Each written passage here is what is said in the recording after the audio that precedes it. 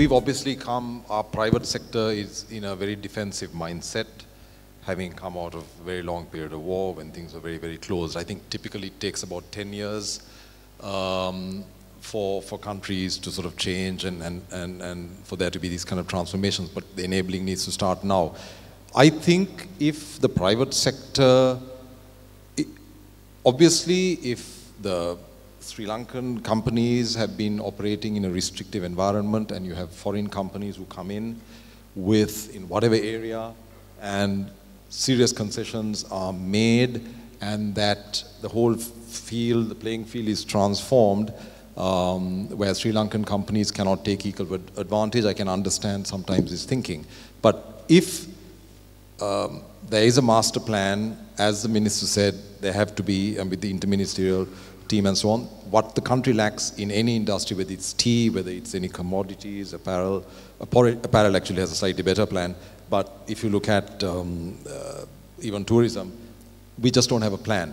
So fundamentally, if you don't have a business plan, what are you executing? Everyone's operating randomly.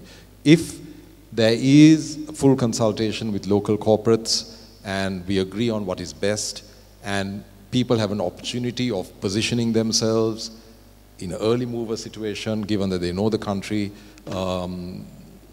being local, then I think there would be no concern about opening out. I think typically what happens is governments need to communicate better, need to say, okay, here are the policies, get input from the private sector, and then come together with a very effective plan. Typically what happens is there is very little information, and then suddenly a certain area may be opened out, liberalized, whatever, where I think local companies have not been given the opportunity to jockey and position and be at the top of the pack, whilst the foreign companies also come in.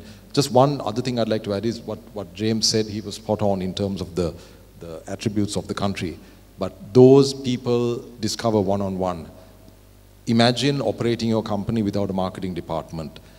The foreign, the officers that we have spread around the world, Ministry of Foreign Affairs, should be the marketing department for this country, which they are not. So all these attributes, as the High Commissioner mentioned, need to be very professionally communicated throughout the commercial and political capitals around the world, which was never ever happening. It has to happen. So all they heard was the diaspora, they heard PR companies who are operating against the country.